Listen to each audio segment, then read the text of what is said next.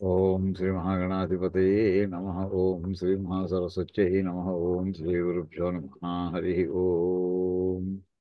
ఈ వీడియో కూడా ఆన్ చేసుకోండి సార్. ఏమండి, అది ఎందుకు ఆఫ్లోకి వెళ్ళిపోతుంది? ఓం శ్రీ మహాగణాధిపతయే నమ. ఓం శ్రీ మహాసరస్వత్యై నమ. ఓం శ్రీ గురుభ్యో నమ. హరి ఓం. ఓం గణానాం త్వా గణపతిం హవామహే కవిం కవీనాముపమశ్రవస్తమం జ్యేష్ఠరాజం బ్రహ్మణాం బ్రహ్మణస్పద ఆనశృణ్వన్నోతిభిः సేదసాదనం. ఓం ప్రణో దేవీ సరస్వతీ వాజేభిర్వాజినీవతి ధీనామవిత్రియవతు.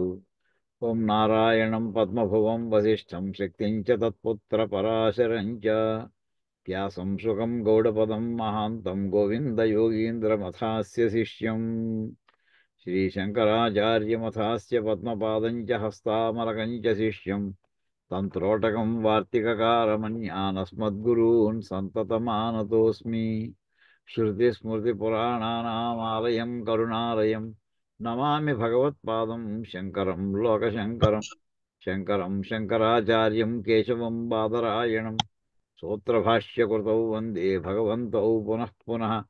ఈశ్వరో గురురాత్మేతి మూర్తిభేద విభాగినే వ్యోమవద్వ్యాప్తదేహాయ దక్షిణామూర్తయే నమః. ఓం నమో బ్రహ్మాదిభ్యః బ్రహ్మ విద్యా సంప్రదాయకర్తృభ్యః వంశర్షిభ్యః మహద్భ్యః నమో గురుభ్యః. సర్వోపప్లవరహితః ప్రజ్ఞానఘనః ప్రత్యగర్ధః బ్రహ్మైవాహమస్మి. ఓం గురుర్బ్రహ్మ గురుర్విష్ణుః గురుర్దేవో మహేశ్వరः గురుः సాక్షాత్ పరబ్రహ్మ తస్మై శ్రీ గురవే నమః. 243 పేజీ బాబాయ్.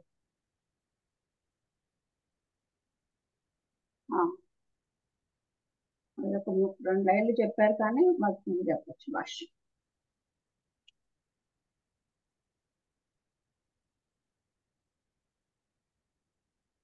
ఇక్కడ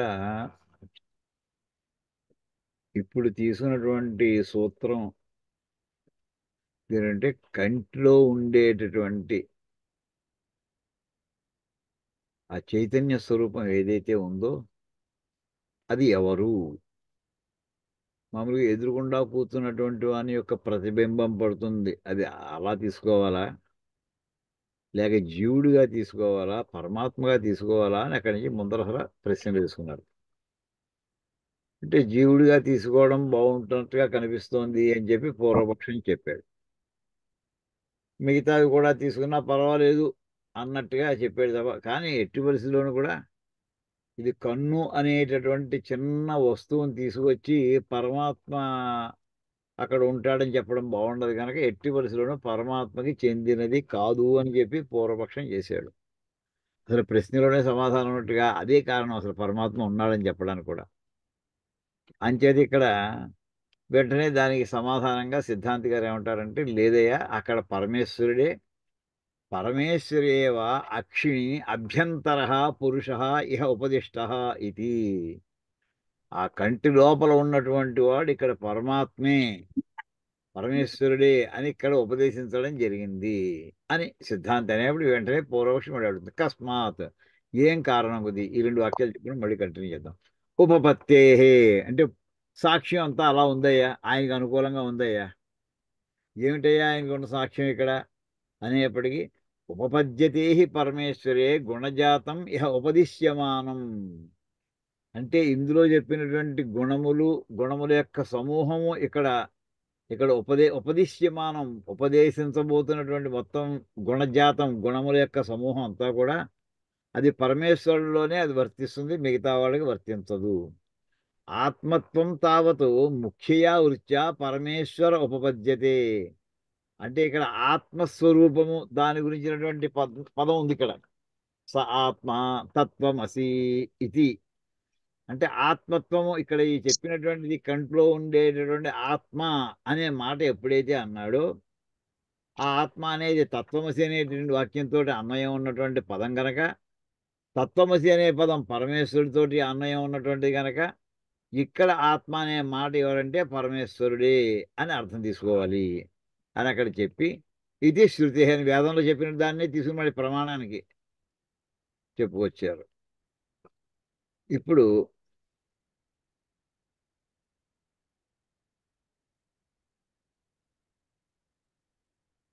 అమృతత్వ అభయత్వే చ తస్మిన్ అసకృచ్ఛృతౌ శ్రూయేతే. ఇంకోటి ఇందులో వచ్చినటువంటి పదాల్లో అమృతత్వము అనే పదం ఒకటి, అభయత్వము అనే పదం ఒకటి ఉంది. ఈ రెండు కూడా మనకి వేదాంత గ్రంథాలన్నింటిలోనూ, ముఖ్యంగా ఉపనిషత్తులన్నింటిలోనూ కూడా తస్మిన్, ఇది ప్రథమా విభక్తి ద్వివచనం అండి. అమృతత్వ అభయత్వే, రమా రమే అన్నట్టుగా అమృతత్వము అభయత్వము ఆ రెండు కూడా తస్మిన్, ఆ పరమాత్మ యందు అసకృచ్ఛృతౌ శ్రూయతే, చాలాసార్లు ఉపనిషత్తులో వినిపించింది అలాగా. ఏమంటే లేక ఇంకో రకంగా చెప్పచ్చు, అమృతత్వము అభయత్వము ఉన్నటువంటి ఈ తస్మిన్ అనే కుదరదు. ఈ రెండు ప్రథమ విభక్తి ద్వివచనంగా తీసుకోవాలి. చాలాసార్లు చెప్పడం జరిగింది. తథా పరమేశ్వర అనురూపం ఏతత్ అక్షిస్థానం. అంచేత అక్షిస్థానం అంటే కంటి దగ్గర ఉండేటువంటి జరుగుతుంది, కన్ను స్థానముగా కలిగినటువంటిది. ఇక్కడ వర్ణన ఏదైతే ఉందో అది పరమేశ్వర అనురూపం. ఏతత్, ఇది పరమేశ్వర అనురూపం, పరమేశ్వరుడు సంబంధించినటువంటిది ఇది. అంటే ఆ కంటిలో ఉండేటటువంటి వాడు ఎవరయ్యా అంటే పరమేశ్వరుడు అని. తథాహి పరమేశ్వర సర్వదోషై అలిప్త అపహత పాప్మత్వాది శ్రవణాత్. అదేవిధంగా అమృతత్వము అంటే శాశ్వతత్వం, మరణం లేకపోవడం అంటే శాశ్వతంగా ఉండడం. అభయత్వేచ, ఎప్పుడు రెండోది ఉంటే భయం అనేది ప్రారంభమవుతుంది. రెండోది లేకపోవడం అంటే ఏకం, అద్వైత స్థితి. అటువంటి ఆ రెండు ఉన్నటువంటి ఆ పరమేశ్వరుడు సర్వదోషై అలిప్త, అతను ఏ దోషము అంటదు. లిప్తము అంటే లేపనం, లేపనం అంటే ఆయింట్మెంట్, ఒంటికి రాసుకునేది. దోషములు ఒంటికి అంటుకోవడం, అంటుకోకపోవడం ఏమంటారంటే అలిప్త. ఏ సమస్త దోషాల్లో ఏ ఒక్క దోషం కూడా ఆయన అంటుకోదు. ఇంకోటి అపహత పాప్మత్వాది, తొలగించబడిన, ఇక్కడ పాపాలు ఏమీ లేవు ఆయన దగ్గర. ఏ రకమైనటువంటి పాప్మత్వము కూడా ఎప్పుడూ వినలేదు ఎక్కడ. ఆయన దగ్గర పాపాలు ఉన్నాయి, ఈ రకమైన పాపాలు ఉన్నాయి, ఆ రకమైన పాపాలు ఉన్నాయి అని ఎప్పుడు, అది శ్రవణాథ. అటువంటి ఏ పాపములు లేకుండా ఉండుటను మాత్రమే వినడం జరుగుతోంది. అంటే అత్యంతము పుణ్యప్రదమైంది, శుభప్రదమైనటువంటిది ఆ పరమేశ్వరుని స్థానము అని. తథా అక్షిస్థానం సర్వలేప రహిం ఉపదిష్టం తద్యద్యప్యస్మిన్ సర్పిర్వా ఉదకం వా సించతి వర్త్మని ఏవ స గచ్చతి. ఇప్పుడు సామాన్యంగా నూనె ఉన్న చోట నీళ్లతో వేసామనుకోండి, అది ఏమవుతుంది? అది ఆ నూనె మూలాన్ని, లేదా నూనె మూలానికి ఆ నీళ్లతో డ్రాప్ కారిపోయి ముందరకు వెళ్ళిపోతుంది. అది అక్కడ దేనికి అంటుకోదు. అలాగా సర్పిర్వా ఉదకం వా, అక్కడ దాని మీద నెయ్యి వేసినా సరే, సర్పి అంటే నెయ్యి, ఉదకం వా అంటే దానికి అంటుకోకుండా వెళ్ళిపోతుంది. సించతి వర్త్మని ఏవ సగచ్చతి, దాని దారిలో దాని ప్రయాణం చేసుకుని మార్గం చూసుకుని వెళ్ళిపోతుంది. ఏ రకంగా సర్వలేప రహిం, అయితే దాని ఏ రకమైనటువంటి లేపనము అంటుకోకపోవుట అనేది ఆ రకంగా ఉపదేశించబడింది. అల్లా ఇది శృతే, అంటే ఈ ఆత్మ పదార్థానికి ఏది అంటదు, దాని ద్వారా చూసుకుంటుంది అంతే. దేంతో దానికి నూనె మీద నీళ్ల తొక్క వేసినా, లేదా నేతి దేని మీద వేసి దాన్ని నీళ్ల తొక్క వేసి ముందరకు వెళ్ళిపోతుంది, అక్కడ అంటుకోదు. నీళ్ల తొక్క నూనె ఉన్నటువంటి వస్తువుకి అంటుకోదు. ఇది శృతే. అంతే కాదయ్యా, ఇప్పుడు రెండు రకాలు చెప్పాడండి. ఒకటి అమృతత్వము అభయత్వము అనేది ఒక గ్రూప్ ఆఫ్ ప్రాపర్టీస్. రెండోది ఏ రకమైన దోషములు లేకపోవటం మూడోది. అపహత పాప్మత్వ అది నాలుగోది. ఈ నాలుగు కూడా ఆ పరమేశ్వరు సంబంధించినటువంటి. ఇంకా ఇది కాకుండా సంయద్వామత్వాది, ఇక్కడి నుంచి చెప్పుకోవాలి. మనం అంతవరకు కొంతవరకు చెప్పుకున్నాం, ఇక్కడి నుంచి ప్రారంభిస్తున్నాం అండి. సంయద్వామత్వాది గుణ ఉపదేశశ్చ తస్మిన్ అవకల్పతే. ఇది దాని నెక్స్ట్ గ్రూప్ అనమాట. ఆయన యొక్క పరమేశ్వరుని యొక్క లక్షణాలు. సంయద్వామత్వాది గుణ ఉపదేశము. సంయద్వామత్వం అంటే ఏతం సంయద్వామ ఇత్యాచక్షతే, ఏతం హి సర్వాణి వామాన్ని అభిసంయంతి, ఏష ఉ ఏవ వామనీరేష హి సర్వాణి వామాని నయతి. ఏష ఉ ఏవ భామనీ రేష హి సర్వేషు లోకేషు భాతి ఇది చ. ఏంటి వాక్యం చూడండి.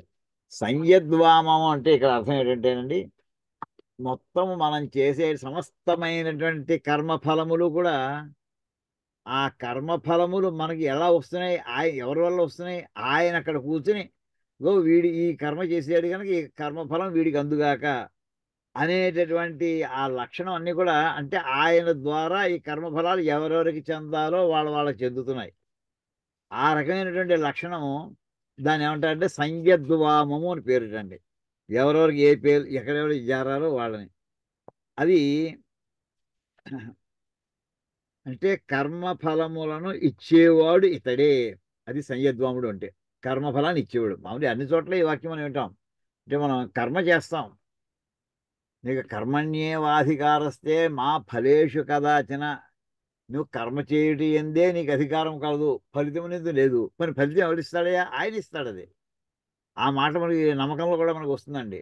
మంత్రినే అక్కడ మనకి మంత్రినే మనకి చాలాసార్లు చెప్పుకున్నాడు ఆ వాక్యం. మోహిరణ్య బాహవేసే నాణ్యే. ఆ వాక్యాలన్నీ కూడా కర్మఫలాల్ని పరమేశ్వరుడు ఇస్తాడు. ఎప్పుడు ఇస్తాడో ఆయన ఇష్టం, ఎంత ఇస్తాడో ఆయన ఇష్టం. అవన్నీ కూడా మనకి చాలాసార్లు చెప్పుకున్నాండి. అలాగా ఇక్కడ ఆ కర్మఫలములన్నిటి యొక్క గమనము కూడా ఆయన మీద ఆధారపడి ఉన్నది. ఆ కర్మఫలం ఎవరి దగ్గర ఎప్పుడు వెళ్ళాలి, ఎలా వెళ్ళాలి, అవన్నీ కూడా ఆయన వల్ల. అంచేత ఏతమి సర్వాణి వామాని అభిసంయంతి. వామము అంటే కర్మఫలం అండి. సర్వాణి వామాని సమస్తమైనటువంటి కర్మఫలములు అభిసంయంతి ఆయనతో కూడి ఉన్నాయి. అంటే మనం చేసే అంటే కూడి ఉన్నాయంటే అవి ఎక్కడెక్కడికి వెళ్ళాలి.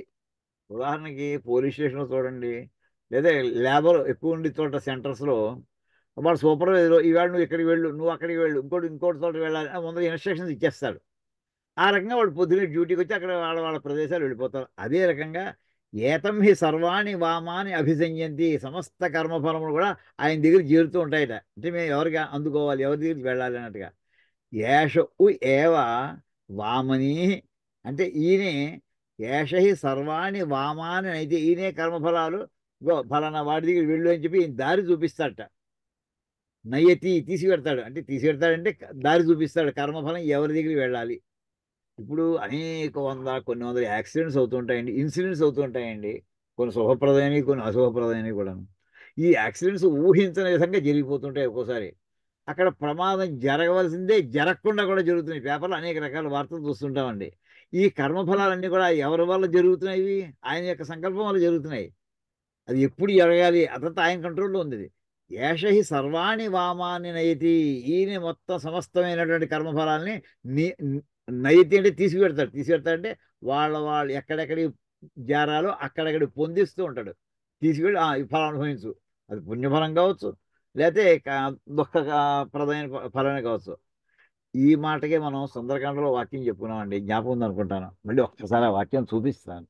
ఇంకా ఇదే వాక్యానికి అన్వయం మనం చదువుకున్నామండి, చాలాసార్లు చూసాం. అది సీతాదేవి మనకి 37వ సర్గ.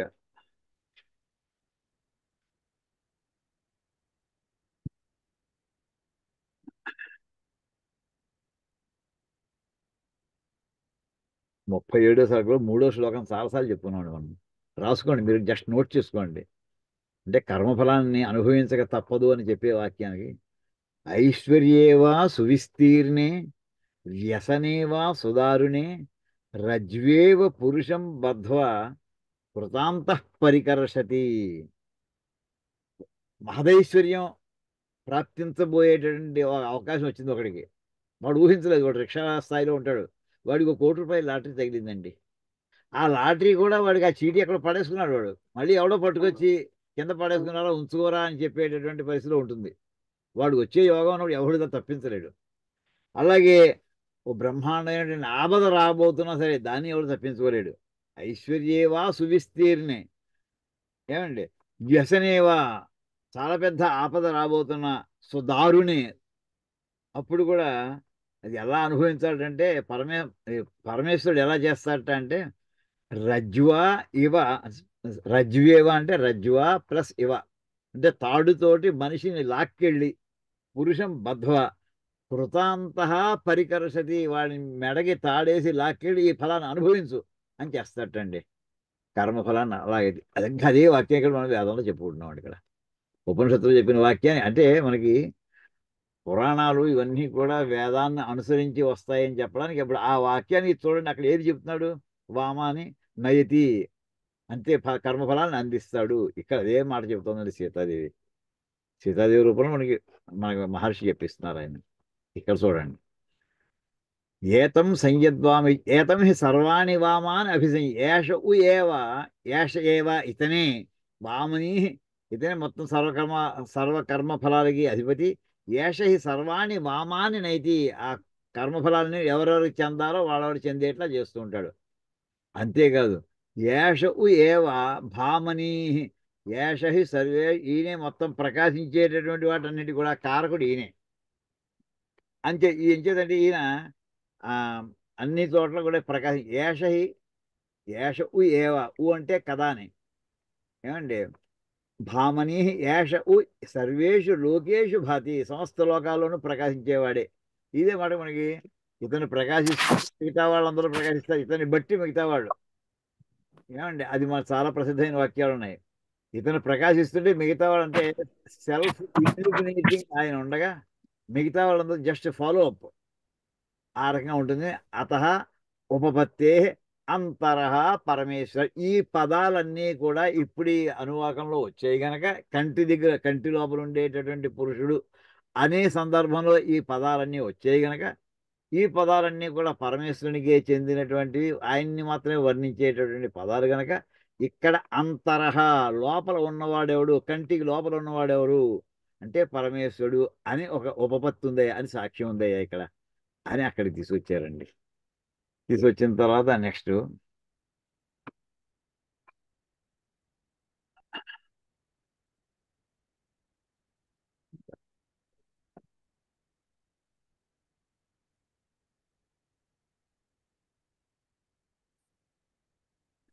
ఇక్కడ ఇంకో వాక్యం కూడా అక్కడ కనిపిస్తోందండి. ఇంకో ఉదాహరణ, ఇంకో సూత్రం పట్టుకొచ్చారు. ఇంతే కదయ్యా, స్థానాది వ్యపదేశాచ్చ. ఇందాక నువ్వు ఏమన్నావయ్యా?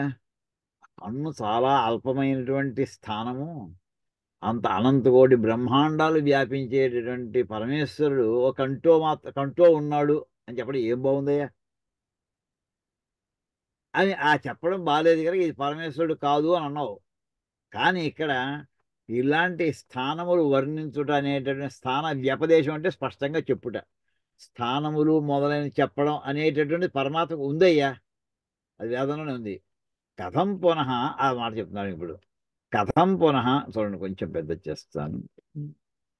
కథం పునః ఆకా పునరాకాశవత్ అంటే పునః ఆకాశవత్, అలా సంధి చేసుకోండి. కథం పునరాకాశవత్ సర్వగతస్య బ్రహ్మణ అక్షి అల్పస్థానం ఉపపద్యత ఇది. అక్షి అల్పస్థానం అంటే అక్షి అల్పస్థానం ఉపపద్యత ఇది, అలా మీరు పదవిభాగం చేసి మీకే అర్థమైపోతుంటుంది. అత్ర ఉచ్యతే కథం పునః, ఇది ఎలా కుదురుతున్నాయా? ఆకాశవత్ సర్వగతస్య బ్రహ్మాండ, ఆకాశం ఎలా అయితే సమస్త ప్రదేశాల్లోనూ నిండిపోయి ఉంటుందో, వ్యాపించి ఉంటుందో, దాన్ని సృష్టించినటువంటి పరబ్రహ్మ కూడా అలాగే వ్యాపించి ఉంటారు. సర్వవ్యాపి అందరూ చెప్తుంటాం. అటువంటి ఆ పరబ్రహ్మ పట్టుకొచ్చి అక్షి ఒక కంటో, అది ఎటువంటి స్థానం చెప్తే అల్పస్థానం ఉపవజ్యదే, ఆ కంటో ఉంటాడని చెప్పడం చాలా తక్కువ చేసి చెప్పినట్టయితే చిన్న స్థానాన్ని ఆయనకి చెప్పినట్టు అయిందయ్యా. అది అలా ఎలా కుదురుతుంది? అప్పుడు ఆయన పట్టుకొచ్చి అలాంటి వాడు పరమేశ్వరుడు ఎలా అంటాయా అంటే, చిన్న స్థానం వర్ణించడం జరుగుతోంది కనుక ఆ చిన్న స్థానం అనేటటువంటి పరమాత్మ చెప్పడం బాగుండదు కనుక ఇంకోటి ఏదైనా తీసుకోవాలని అన్నావు చూసావా, దానికి ఇప్పుడు దానికి సమాధానం చెప్తాను చూడు అంటూ సిద్ధాంతిగా చెప్తున్నారు. భవేది ఏష అనవక్లుప్తి, ఇక్కడ కాకింద అలుగారు ఉండాలండి. అలు అలు వేసుకోండి, రాసుకోండి. అనవకప్తి కదా, అనవక్లుప్తి. ఏతత్ ఏవ ఏకం స్థానం అస్య నిర్దిష్టం భవేత్. చూడు, ఒక్కటే ఏకం స్థానం అస్య ఏది నిర్దిష్టం స్యాత్, పరమాత్మకి ఈ ఒక్కటే స్థానాన్ని నిర్దేశించి ఉండి ఉంటే, అంటే ఆయన చూడండి చెప్పడంలో, ఆయన కంటూ ఉంటాడు అన్నాడండి, ఆయన కంట్లోనే ఉంటాడు అన్నాం అనుకోండి, ఎంత తేడా ఉందో చూడండి. కంట్లోనే ఉంటాడంటే ఆ ఒక్కతోటే ఉంటాడు, ఇంకెక్కడా ఉండడు అని అర్థం. దీనికి మనం ఎప్పుడు కూడా అన్వయం వ్యతిరేకాలని చెప్తూ ఉంటానండి. ఏవకారం చెప్తూ ఉంటాను. ఏవకారం అంటే కంక్లూడ్ చేసాడు, నువ్వే వెళ్ళు అని అంటే ఇంక మిగతా వాళ్ళు ఎవరు వెళ్ళడానికి వీలు లేదు. అంటే ఇతనికేమో ఆదేశము, మిగతా వాళ్ళకేమో నిబంధనను వెళ్ళడానికి వీల్లేదని, నిషేధం మిగతా వాళ్ళకి. అలాగా ఆ రకంగా చెప్పి ఉంటే కంట్లోనే ఉంటాడు అని చెప్పుంటే నువ్వు చెప్పింది కరెక్టయ్యా. అనవక్లుప్తి అంటే సమన్వయం కుదరదు అని అర్థం అండి. అనవక్లుప్తి అంటే కుదరదు అది. ఎప్పుడు కుదరదు అంటే ఏకం స్థానం, ఒక్క స్థానమే అస్య నిర్దిష్టమేవ భవి ఏవ ఉందండి ఇక్కడ. ఆయనకి ఒకటే స్థానం ఉంది అని అలా చెప్పడం జరిగి ఉంటే నువ్వు చెప్పింది కరెక్టే. ఆయనకి పరమాత్మకి ఈ వాక్యం అన్వయిస్తుందని చెప్పలేం, కుదరదు, వాక్యం కుదరదు.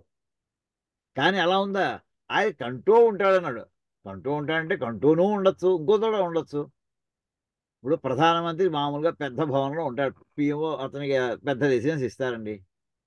ఆయన చిన్న ఇంట్లో ఎప్పుడు ఉండడా ప్రధానమంత్రిగా ఉండగా? ఉండకూడదా? ఉండే సందర్భాలు ఏర్పడవా? అప్పుడు ఏర్పడుతూ ఉంటే కథలు మనకు జరిగాయండి. మీకు జ్ఞాపకం ఉందో లేదో, పెద్దవాళ్ళకు మొరార్జీ దేశాయ్ ఓసారి ప్రధానమంత్రిగా ఉండగా ఆయన రాత్రిపూట అస్సాం పెడుతున్నాడండి. వెడుతుండగా విమానం, అదే విమానం, ఆయన ఉన్నటువంటి విమానే, ఏదో దాని ప్రాబ్లం వచ్చి టక్కున ఆగిపోయిందండి విమానం. వెంటనే వాడు నేల మీద దింపేశాడండి. ఏ ఉందో చూసుకోలేదు, దింపేశాడు అంతే వాడు.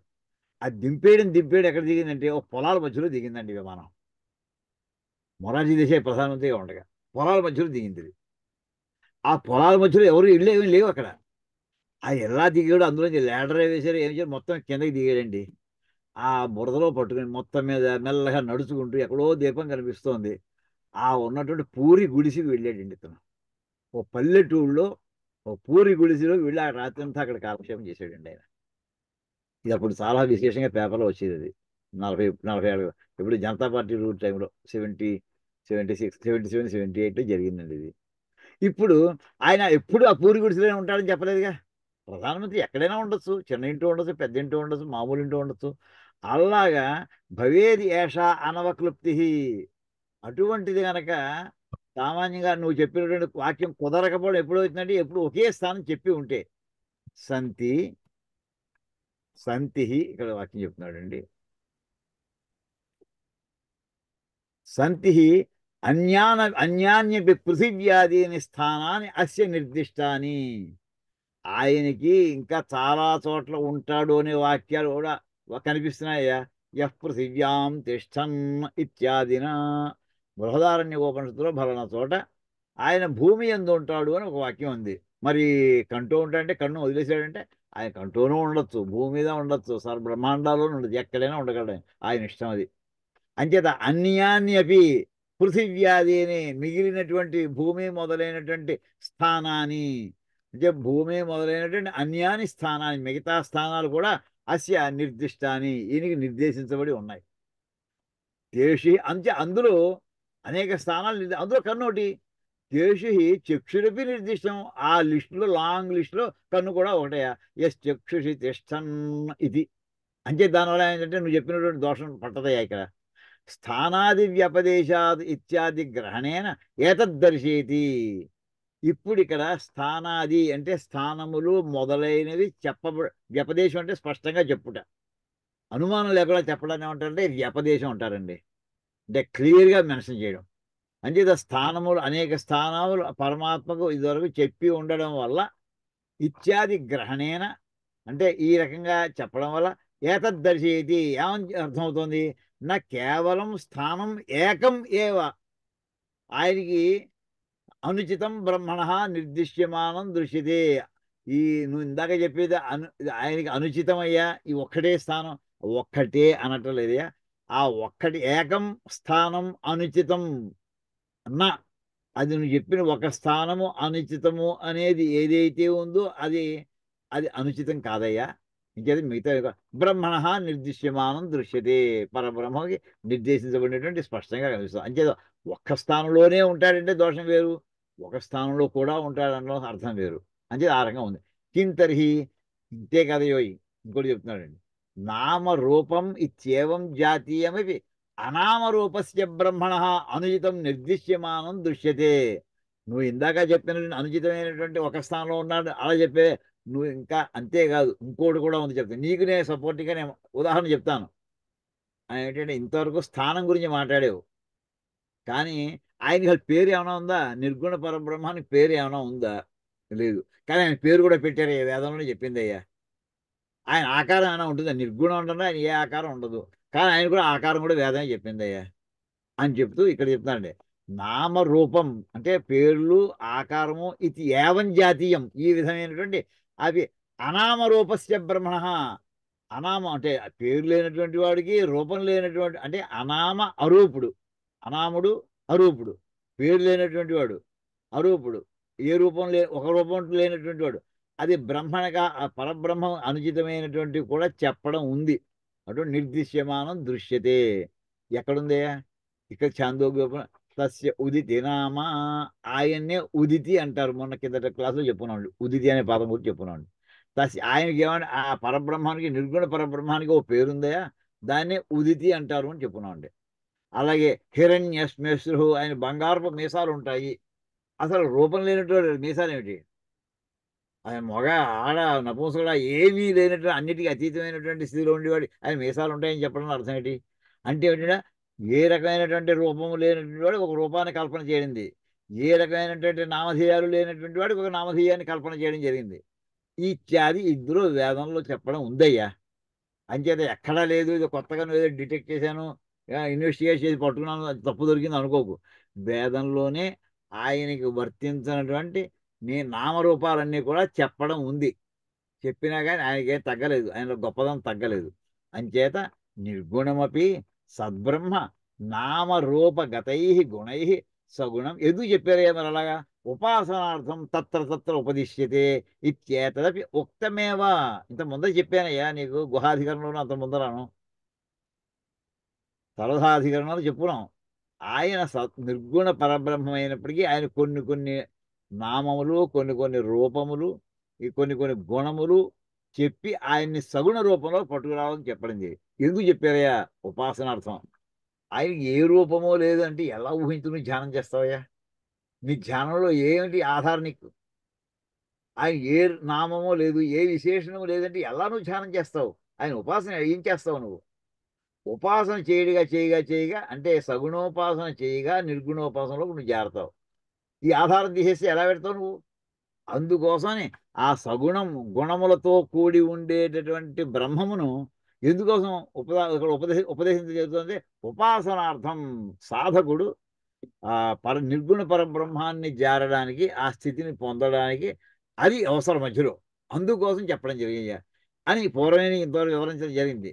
అందుచేత సర్వగతస్యాపి బ్రహ్మణ, అంచేత పరబ్రహ్మము సర్వవ్యాపి అయినప్పటికీ ఉపలబ్ధ్యర్థం పొందుట కొరకు, అంటే ఆయన్ని ఉపాసన చేసి ఆయన్ని పొందుట కొరకు స్థాన విశేష నా విరుద్ధదే. ఏదో ఓ చోట ఉన్నాడు అని చెప్పడం అది పెద్ద నీకు ప్రమాదం తెచ్చిపెట్టేదే కాదు, అది విరోధం కాదు. అది ఆ చెప్పడం అనేది ఏమైనా చేస్తే అది ఉపాసన కోసం తీసుకోండి. అసలు ఆయనకి ఉపాసన లేకపోయినా ఉపాసన కోసం ఇలా చెప్పడం ఉంది అని ఏదో చెప్పాడు కదా, ఇది పొరపాటు అయిపోయిందేమో వేదంలో, అలా ఏమనుకోవద్దు. ఎలాగయ్యా ఇంతమంది శాలగ్రామ ఇవ విష్ణు ఇత్యేతదపి ఉక్తం. శ్రీ మహావిష్ణువుకి మనం దేవతార్చనలో సాలగ్రామం పెట్టున్నాం, అదే శ్రీ మహావిష్ణువు అంటాం. మరి ఆ రూపం ఉందా లేదా? దానికి రూపం ఉంది, బరువు ఉంది, రంగు ఉంది, అన్నీ ఉన్నాయి దానికి. కానీ దాన్ని చూస్తే విష్ణు స్వరూపంగా భావిస్తాం, సాలగ్రామ దానాలు చేస్తుంటాం. అంచేత మన తెలుగులో సాలగ్రామం ఉంటాం, సంస్కృతంలో శాలగ్రామం అంటారు. అంటే విష్ణువుకి సాలగ్రామము వలె ఈ పరబ్రహ్మమునకు కంట్లో ఉంటాడు, లేకపోతే ఇంకో చోట ఉంటాడు అని చెప్పడం కూడా ఉన్నది. ఆ విషయం కూడా ఇంత ముందర ప్రకరణాల్లో మనం చెప్పుకోవడం జరిగింది అని ఆ రకంగా అక్కడ తీసుకొచ్చారండి. అంతే. ఇది ఇంతే కాదయ్యా, ఇంకో కారణం కూడా ఉంది. అంటే కంట్లో ఉన్నటువంటి వాడికి ఎలా చెప్తావయ్యా నువ్వు పరమాత్మ అంటే? ఇంకో కారణం కూడా ఉందయ్యా. సుఖ విశిష్ట అభిధానాదేవచ. ఇంకో సూత్రం, సుఖ విశిష్ట అభిధానాత్ ఏవా. సుఖ విశిష్ట అంటే విశిష్టమైనటువంటి సుఖము అనే పేరు ఉండుట చేతనే. ఏవా ఉంది చూడండి, ఏవా అంటే అందుచేతనే. అది పరమాత్మకు సంబంధించింది అని తీసుకోవడం కోసం ఏవా అనే పదం వచ్చింది కనుక ఆ సుఖం అనేది ఆనందం అనేటటువంటి మాట ఇక్కడ ఉంది కనుక ఆ ఆనందం పరమాత్మ యొక్క లక్షణం కనుక ఇంకా అనుమానం లేకుండా ఇది పరమాత్మకు సంబంధించిన వాక్యంగానే తీసేసుకోవాలయ్యా. కంటూ ఉండే పురుషుడు ఎవరు? ఇక్కడ ఆ వాక్యం చేస్తున్నారండి. దాని మీద చర్చ. అపిచ న ఏవ అత్ర విభజితవ్యం. కలిపి చదివితే అపిచ నైవాత్ర విభజితవ్యం. ఇంకెక్కడ నువ్వు వివాదం పెట్టుకోవడానికి వీలు కాదయ్యా. అంటే ఇంక దీని ఆర్గ్యుమెంట్ వద్దు, నో ఆర్గ్యుమెంట్స్ ఫర్దర్ అని అర్థం. నా విభజితవ్యం అంటే వివాదం అంటే డిస్ప్యూట్, అన్డిస్ప్యూటెడ్గా వెళ్ళాలి, ఇంక నో డిస్ప్యూట్ హియర్. ఏమిటిది? కిం బ్రహ్మ అస్మిన్ వాక్యే అభిధీయతే నవా ఇది. ఈ వాక్యంలో పరబ్రహ్మము చెప్పబడిందా లేదా? అభిధీయతే కిం అభిధీయతే నా అభిధీయతేవా అంటే చెప్పబడిందా లేక చెప్పబడలేదా అనే వాదన ఏదైతే ఉందో ఆ వాదన ఇక్కడ ఇంకా చెయ్యొద్దు. It doesn't deserve to be debated further. ఎందుచేతయా? సుఖ విశిష్ట అభిధానాదేవ బ్రహ్మత్వం సిద్ధం. ఇందులో ఒక చోట సుఖము అనేటటువంటి అర్థం వచ్చే పదాన్ని వాడడం జరిగిందయ్యా. ఆ పదం సుఖ విశిష్ట అభిధానాదేవ, సుఖము అంటే ఆనందము అనే మాట వచ్చిందో ఇంకా డౌట్లెస్గా అది పరమాత్మే. ఆ విశిష్టమైనటువంటి పేరు ఆయనకు ఒక్కడికే ఉంది, ఆనంద స్వరూపుడని. ఆనంద నిలలో ఉండేటటువంటి వాడు ఆయన. అటువంటి విశిష్ట అభిధానం అంటే పేరండి, ఐడెంటిటీ కోడ్, ఐడి కోడ్. అభిధానం అంటేను లేక పేరు. ఆయన విశిష్టమైనటువంటి ఒక పేరు ఏమిటంటే సంతోషము అనే మాట. అది దాని వల్లనే బ్రహ్మత్వం సిద్ధం, అది పరబ్రహ్మమునికి చెందినది అనే మాట స్పష్టంగా తెలుస్తోంది. ఎక్కడుంది ఆ మాట? సుఖ విశిష్టం హి బ్రహ్మ యద్వాక్య ఉపక్రమే ప్రక్రాంతం ప్రాణో బ్రహ్మ కం బ్రహ్మ ఖం బ్రహ్మ ఇది తదేవ అభిహితం.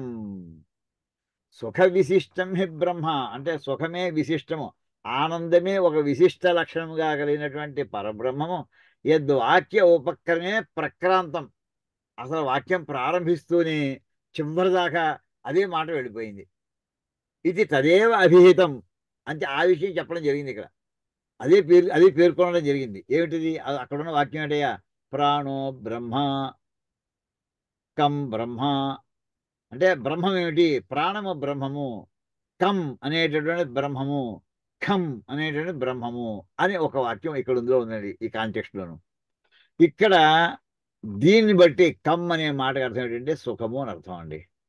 ఖమ్ అనే మాటకు అర్థం ఏంటంటే ఆకాశం అని అర్థం అండి. ఈ రెండు పదాలు వాడుతూ దాని ముందర ప్రాణ అనే మాట, అది ప్రాణము అని అర్థం అండి.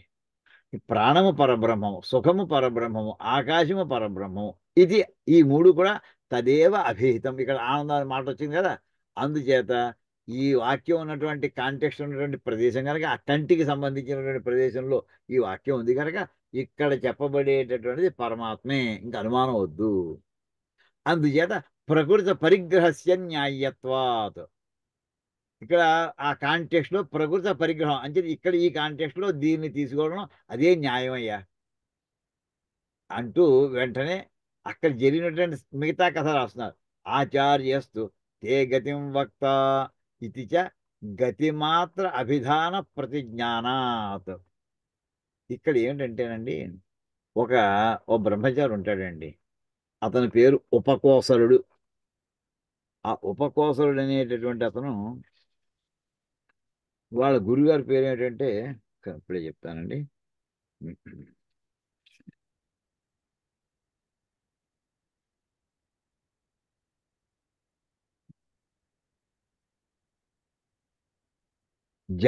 జాబాల మహర్షి, జాబాలుడు. ఈ శిష్యుట్టండి 12 సంవత్సరాలు ఆయన దగ్గర ఈ శిష్యరికం 12 సంవత్సరాలు చేస్తుండగా గురుగారు అన్నట్టు ఒరే అగ్నిహోత్రాలు ఉన్నాయి కదా, ఈ అగ్నిహోత్రాల సంగతి నువ్వు చూసుకుంటూ ఉండరా అని చెప్పేటండి. 12 సంవత్సరాలు చాలా శ్రద్ధాశక్తులతోటి మామూలుగా అగ్నిహోత్రం అంటే యజ్ఞాన్ని చేసే ముందు 3 అగ్నులు ఉంటాయండి. ఆ 3 అగ్నిహోత్రాలకి కూడా ఆహ్వనీయాగ్ని, దక్షిణాగ్ని, గార్హపత్యాగ్ని, ఈ 3 అగ్నుల్ని జాగ్రత్తగా వాటిని అగ్ని నష్టం కాకుండా, జ్వాల బది పెరిగిపోకుండా జాగ్రత్తగా చంటి పిల్లలు చూసినట్టుగా చూసుకుంటూ వాటిని అలా నిలబెట్టుకుంటూ వస్తున్నాడు 12 ఏళ్ళు. అయిపోయిన తర్వాత గురుగారు ఇతనితో చెప్పకుండా వెళ్ళిపోయాడండి. ఎక్కడికో వెళ్ళిపోయాడు ఆయన, బయటకు వెళ్ళిపోయాడు ఆయన. మళ్ళీ ఎప్పుడు వస్తాడో తెలియదు. ఈ కుర్రాడు ఏం 12 ఏళ్ళు పాఠం చెప్పలేదు ఆయన. అగ్నిహోత్రాలు చూస్తూ ఉంటున్నాడు అంతే. అనేప్పటికిట అప్పుడు ఆ అగ్నిహోత్రాలు అవి రూపాన్ని ధరించి, అబ్బాయి నువ్వు బెంగెట్టుకోకరా అబ్బాయి, మీకు నేను పాఠం చెప్తానులే అని చెప్పి ఈ అగ్నుడు అతనికి పాఠం చెప్పాడండి. ఆ చెబుతూ అందులో ఏమన్నాయంటే ప్రాణ బ్రహ్మ, ప్రాణము బ్రహ్మము అని చెప్పి అగ్నిహోత్రాలు అవి చెప్పిన పాఠం ఏంటంటే పృథివీ, అగ్ని, అన్నము, ఆదిత్యుడు, ఈ 4 కూడా పరమాత్మ యొక్క దేహాలు. ఈ నా దేహాలు, ఇవి నా విభూతి అని చెప్పి గార్హపత్యాగిని బోధించిందండి. జలము, దిక్కులు, నక్షత్రాలు, చంద్రుడు నా దేహాలు అవి అని చెప్పి అన్వహార్య పచన అది చెప్పిందిటండి. తర్వాత ప్రాణం, ఆకాశం, ద్యులోకం, విద్యుత్తు, ఈ 4 నా విభూతులు అని చెప్పి ఆహవనీయ బోధించిందిటండి. ఆ రకంగా వచ్చినట్టు ఇక్కడ ప్రాణ బ్రహ్మ అని చెప్పింది ఎవరంటే అక్కడ ఆ అగ్నిహోత్రాలు చెప్పి ఆ వాక్యం అంతా ఏమిటి మొత్తం పూర్తి వాక్యం చెప్పి అవి ఒక మాట ఉన్నాయి. ఈ ఈ ఇందులో గతి ఏదైతే ఉందో ఈ గతి అనేది మీ గురుగారు వచ్చి నీ పాఠం చెప్తాడులే అని చెప్పేసి మరి మాయమైపోయాడండి. ఆచార్యస్తు తే గతిం వక్త, ఈ ఇందులో ఉండేటటువంటి ప్రాణము ఈ సుఖము ఉండే పదం అంతా వాక్యం అంతా చెప్పేసేసి అక్కడ మిగతా విషయాల్లో గతి అనే పదం ఒకటి వస్తుంది. ఆ గతి అనే పదానికి సంబంధించినటువంటి అర్థం అంతా కూడా మీ గురుగారు చెప్తారు, నీకు ఆచార్యుడు చెప్తాడు అని చెప్పి ఉండేదండి. ఇందులో మొట్టమొదటి ఏం చెప్పింది, ఇది ప్రాణో బ్రహ్మ అని ఆ మాట చెప్పేసి, అంటే కొంత భాగాన్ని పరబ్రహ్మము అని చెప్పేసి మిగతావి మీ గురుగారు చెప్తారు అంటే అర్థం ఏంటండి? ఆ వాక్యం ఏముంటాయి మిగతావి, అవి కూడా అక్కడ వాక్యాలు బ్రహ్మ బ్రహ్మ అని ఉన్నాయి పదాలు, అది కూడా పరమాత్మ సంబంధించి. ఇది అది ప్రకృత పరిగ్రహస్య న్యాయత్వాత్ అని చెప్పి ప్రస్తుతము, ప్రకృతి అంటే ప్రస్తుతంలో ఏదైతే చెప్పడం జరిగిందో దాన్ని తీసుకోవడం న్యాయం గనక మొత్తం ఇక కమ్ అంటే సుఖం కనుక ఆ సుఖము కూడా పరబ్రహ్మము అనేటువంటి దాని యొక్క లక్షణమే, అంతే దాన్ని తీసుకోవాలి. ఇది ఇక్కడ ఆచార్యస్తుతే గతిం వక్త అంటే ఆచార్యుడు నీకు ఇక్కడ ఏ గతి అంటే మొత్తం నీకు చూపిస్తాడు అనే మాట ఏదైతే ఉందో ఇక్కడ గతి మాత్ర అభిధాన ప్రతిజ్ఞానాత్, అవి ఏమని చెప్పి మీ గురుగారు వచ్చి నీకు ఆ గతి అనే మాట ఏదైతే వస్తుందో ఆ ఆ గతిని గురుగారు వచ్చి చెప్తాడు అని ప్రతిజ్ఞ చేసేయి.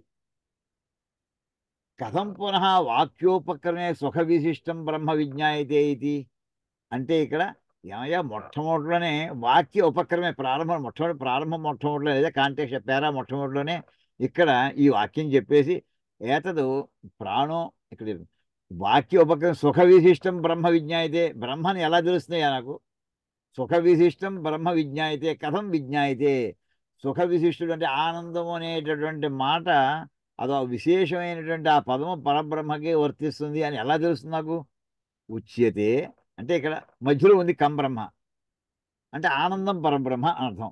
ఆనందం పరబ్రహ్మ నాకు ఎలా అర్థం అవుతాయి, ప్రాణో బ్రహ్మ అగ్నిహోత్రాలు చెప్పే ఇతను ఏమంటాడంటే అప్పుడు చెప్తాడండి ఇక్కడ ఉచ్యతే ప్రాణో బ్రహ్మ కం బ్రహ్మ ఖం బ్రహ్మ ఏతద్ అగ్నీనాం వచనం శ్రుత్వా, ఈ మాట అవి చెప్పేయటండి. ఈ మొత్తం ప్రాణము గం ఖం బ్రహ్మ అనే పదాలని అగ్ని దేవతలు 3 చెప్తే అప్పుడు ఉపకోసలుడు అన్నట విజానామ్యహం యత్ ప్రాణో బ్రహ్మ, నాకు మీరు చెప్పారు పాఠం చెప్పారు కరెక్ట్, చాలా సంతోషం, ధన్యోస్మే, కానీ మీరు చెప్పిన పాటలో కొంత పాఠం నాకు తెలుసును, ప్రాణము బ్రహ్మ అనే వాక్యం నాకు తెలిసింది, ఇదివరకే తెలుసు నాకు.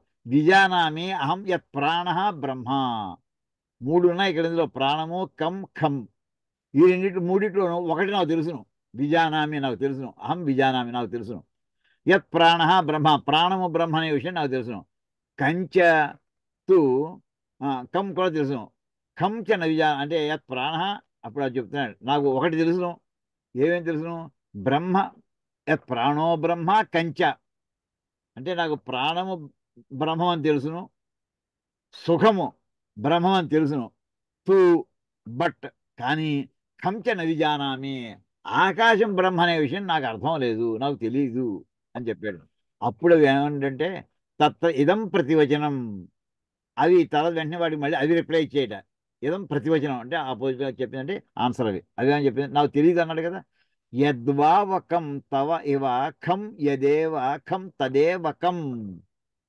ఇక్కడ నీవు ఏ కమ్ అని అంటే ఏదైతే పరమాత్మని తీసుకుంటున్నావో ఖమ్ అన్నా కూడా అదే పరమాత్మ. ఖమ్ అని ఆకాశాన్ని ఎలా తీసుకుంటున్నావో దాన్ని పరమాత్మగానే కమ్గానే గ్రహించు. అంటే కమ్ అనే పదం ఏదైతే ఉందో దాన్ని ఖమ్గా గ్రహించు. ఖమ్ అనే పదం ఉంటే దాన్ని కమ్గా గ్రహించు. యద్వావకం తవ ఇవ ఖం యదేవకం తదేవకం. చూడండి, కమ్ ఖమ్ అని అంటే మనం అంటూ చూడండి, అక్షరం ఒక్కొక్క అక్షరం కూడా బీజాక్షరం అంటాడు. అమంతరం అక్షరం నాస్తి అని వాక్యం అండి. అక్షరం మంత్రం మనకి 56 అక్షరాలు 26 అక్షరాలు పెట్టేస్తుంటే హ్యాపీగా ఉంటుంది కదా. ఈ ఒత్తులు తలకట్లు గందరగోళాలు ఏమీ లేకుండా ఉంటాయి కదా. వేళ మన వాళ్ళంతా ఇప్పుడు టకటకా కొట్టేస్తున్నారు, ఇంగ్లీష్లో కొట్టేస్తున్నారు తెలుగు భాష అంతా. నేను రావట్లేదే ఎన్ని ఎన్ని టైప్ చేసేస్తున్నారు, వచ్చేస్తున్నాయి, చదివేస్తున్నాం. కానీ ఆ అక్షరాల్లో ఉండేటువంటి మనకి భావం ఏంటంటే ప్రతి అక్షరము కూడా మంత్రమే. అమంత్రం అక్షరం నాస్తి. మంత్రము కానటువంటి అక్షరం లేదయ్యా. ఎలా చెప్తావయ్యా? ఇక్కడ రెండే మనకి కాఖ గగ్గ ఇంజ అన్నామండి, హల్లులు ప్రారంభించి. ఆ మొదటి రెండు హల్లుడికి ఎంత అర్థం చెప్పాడు చూడండి. ఇక్కడ ఇక్కడ అర్థమవుతుంది. కాఖ రెండింటికి అర్థం చెప్తున్నాడు ఇక్కడ. కమ్ అంటే ఆనందము, ఖమ్ అంటే ఆకాశము. అది పరమాత్మ సంబంధించిన అక్షరాలండి, ఈ వేదం నుంచి వచ్చినవి. అంచేత ఆ అక్షరాలన్నీ తీసుకుని తెలుగుకి 56 అక్షరాలు నన్నయ్య గారు ఏర్పాటు చేశాడు ఆయన. కం చ అని బ్రహ్మ, అంతవరకు నాకు తెలుసు. ఆ ప్రాణో బ్రహ్మ కం చ, చ అంటే మరియు ఆ రెండు తెలుసు నాకు.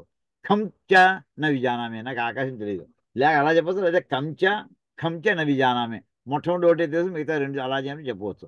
తత్ర ఏదో ప్రవచనం యద్వావకం తవ ఇవ ఖం యదేవకం తదేవకం. యత్ ఏవకం యత్ ఖం, ఏదైతే ఖమ్ అని చెప్పబడుతోందో అదే కమ్ అన్న. ఏదైతే కమ్ అని చెప్పబడుతోందో అదే ఖమ్ అంటే అని చెప్పి ఓ స్టేట్మెంట్ ఇచ్చేసేయండి. ఇక్కడ ఏమిటి దీని సంగతి ఏంటి, అది మాటలకు అర్థం ఏంటి ఇక్కడ? తత్ర ఖం శబ్ద భూతాకాశే నిరూఢో లోకే. ఖమ్ అనే మాట, ఆకాశం అనే మాట, భూతాకాశం అంటే పంచమహాభూతాల్లో ఆకాశం అండి. ఈ మాట లోకే నిరూఢ, లోకంలో చాలా ప్రసిద్ధమైంది. మనం ఖగోళ శాస్త్రం ఉంటామండి. సంస్కృత పదం ఖగోళం అంటే ఏంటి? ఆకాశానికి సంబంధించి. ఆకాశానికి లోపల వస్తాయంటే గ్రహాలు వస్తాయి, నక్షత్రాలు వస్తాయి, ఉల్కలు వస్తాయి, మొత్తం సమస్తమైనటువంటి ఆకాశం తిరిగి అన్నీ వస్తాయండి. ఖగచరుడు ఆకాశంలో తిరిగేటటువంటి అంటే ఆకాశం తిరిగే పక్షులు కూడా వస్తాయి, గరుత్మంతుడు వస్తాడు. ఇవన్నీ కూడా ఆకాశం తిరిగి ఏవైతే ఉన్నాయో అన్నీ కూడా ఖ అంటే ఆకాశం. భూతాకాశంలో అది చాలా ప్రసిద్ధమైన పదం.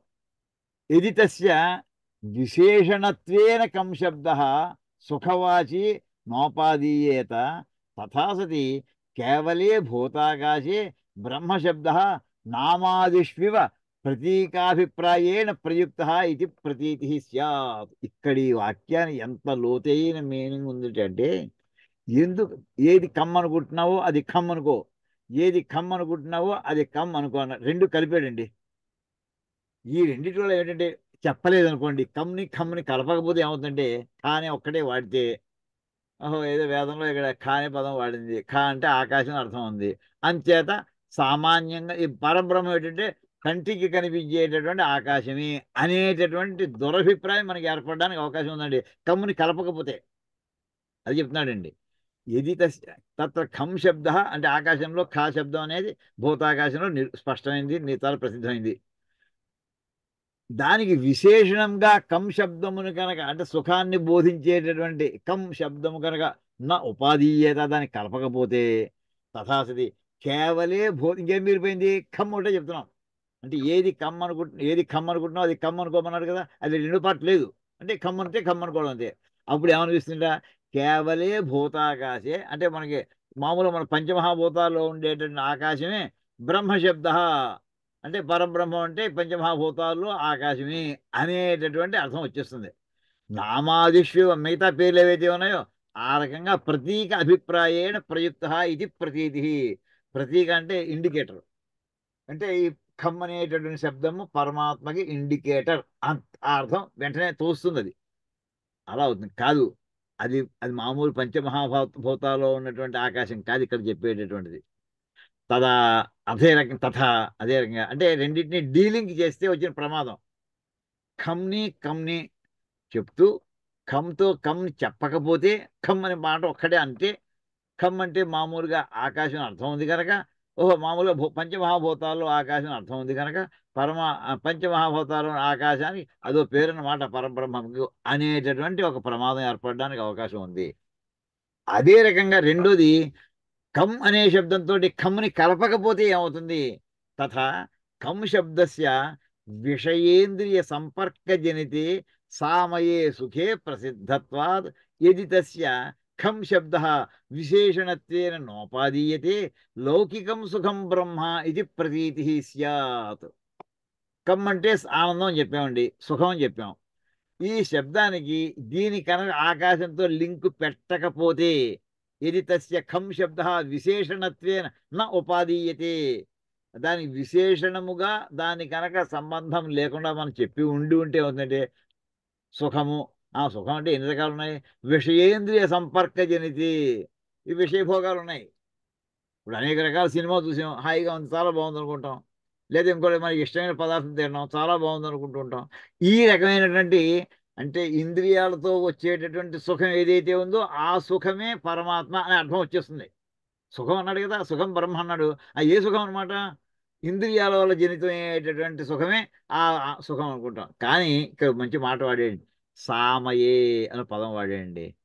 సామయే అంటే దీన్ని సంధి చేయొచ్చండి. స ప్లస్ ఆమయే. ఆమయం అంటే రోగం అండి. ఈ శరీరంతో ఇంద్రియాలతో వచ్చే సుఖాలన్నీ కూడా అల్టిమేట్లీ రోగంలో తీసుకెడతాయండి. ఈ సుఖాలు ఇప్పుడు టీవీ చూసి చూసి అలా కంటిన్యూస్, ఆ టీవీలో ప్రోగ్రామ్ వస్తుంది, కంటిన్యూస్ టీవీ చూసిన కళ్ళు పోతాయండి వీడికి. ఏమైంది? రోగంలోకి వచ్చింది అది. మొన్న ఈ మధ్య టీవీ వార్తలో వచ్చింది, ఒక అమ్మాయి ఇంటి వాళ్ళు తెలియకుండా లైట్లన్నీ ఆర్పేసి సెల్ ఫోనే ఆన్ చేసుకుని రాత్రి వాళ్ళు చదివిందండి. సెల్ ఫోన్లో లైటింగ్ ఉందిగా, దాంతో చదివింది. మొన్నటి బుద్ధి కళ్ళు కనిపించి పోయాయండి. ఏమైంది? ఆ రేడియేషన్ ఏదైతే ఉందో సెల్ ఫోన్ నుంచి వచ్చే రేడియేషను అది రోగంలో తీసుకెళ్ళిన చివరికి అల్టిమేట్లీ మరి ఆనందంగానే ఉంది కదా.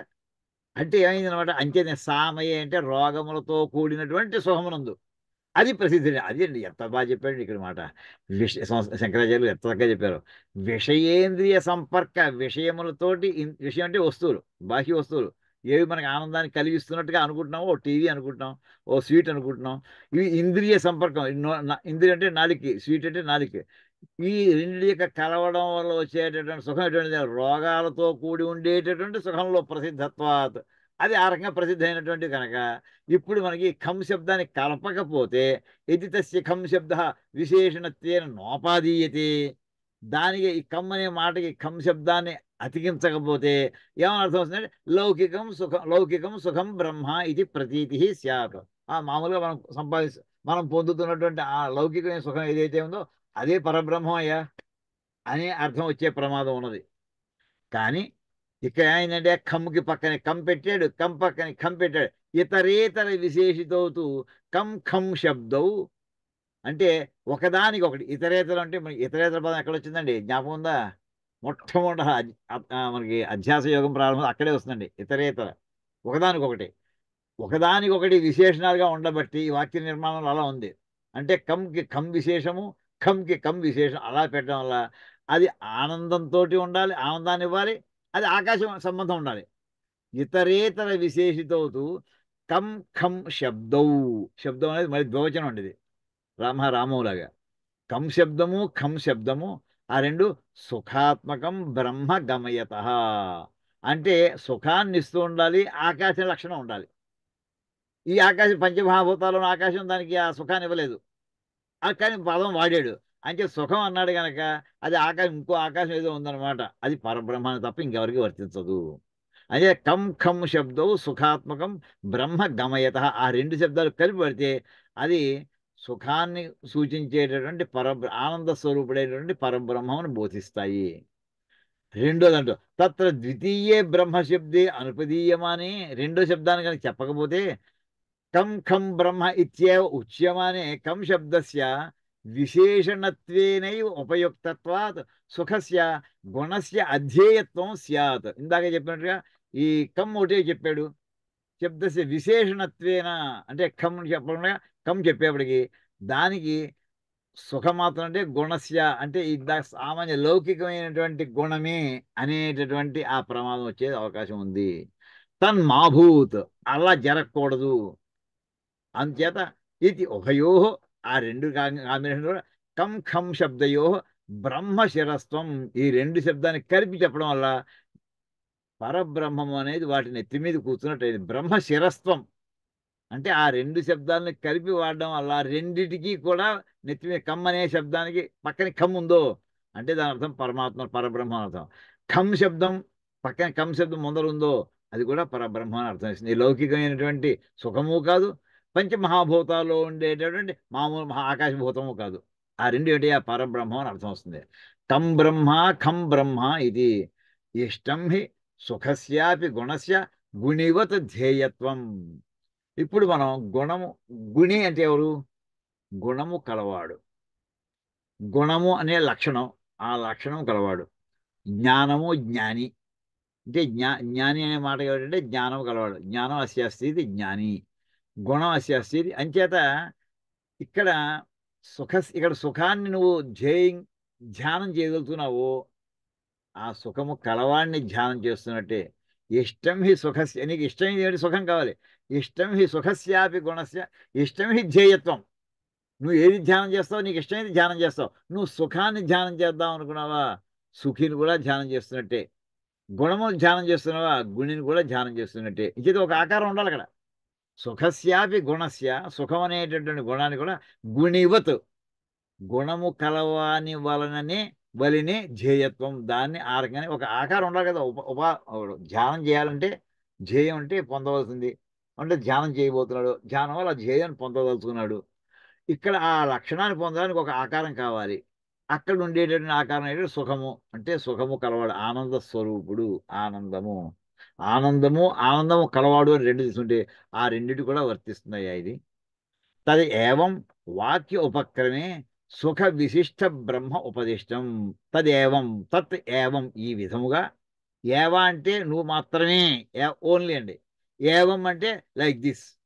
తదేవం అందుచేత ఈ విధంగా వాక్య ఉపక్రమే వాక్యం మొదలు పెడుతున్నప్పుడే సుఖ విశిష్ట బ్రహ్మ ఉపదిష్టం. అంచేత అక్కడ ఎప్పుడైతే కం బ్రహ్మ ప్రాణో బ్రహ్మ కం బ్రహ్మ అన్నాడో మొట్టమొదటి చెప్పేయడం అయిపోయిందయ్యా.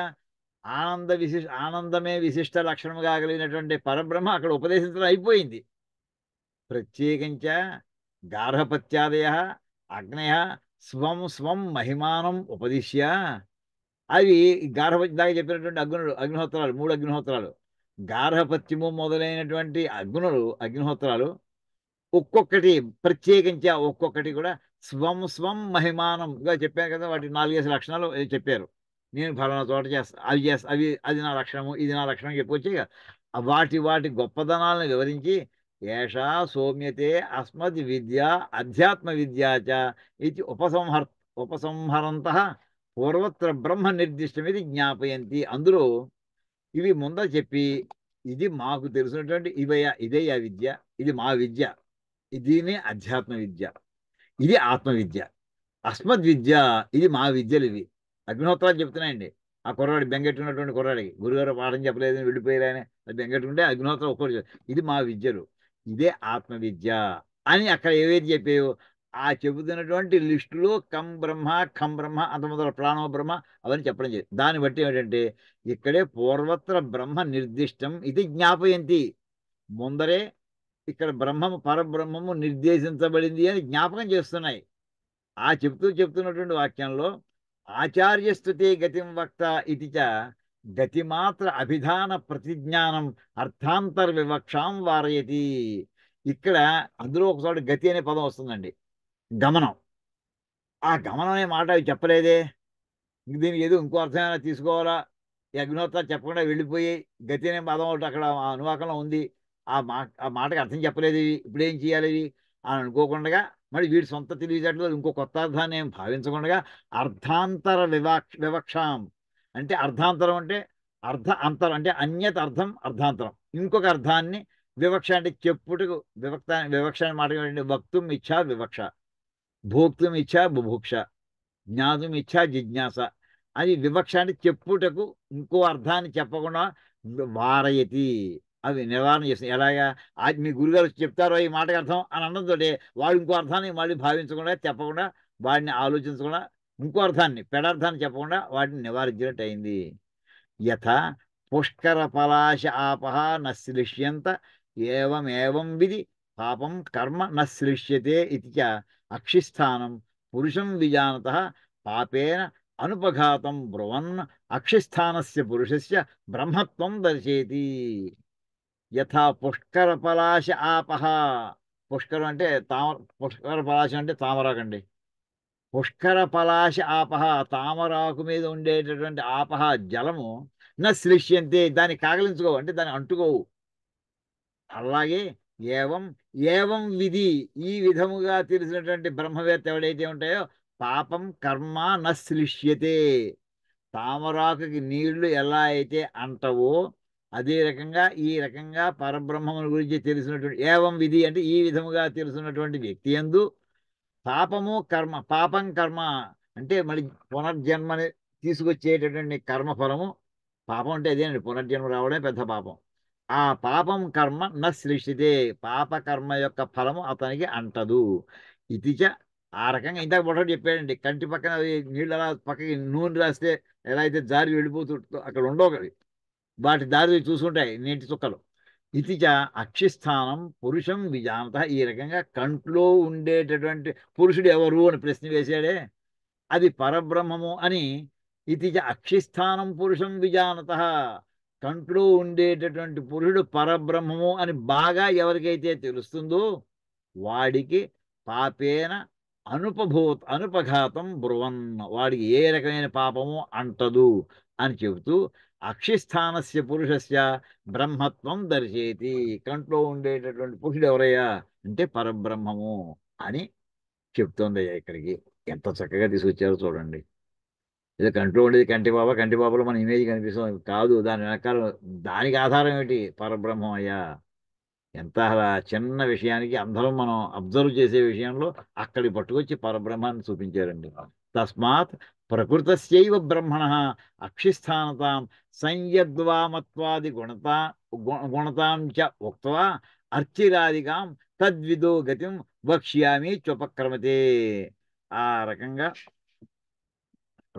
చూసేసి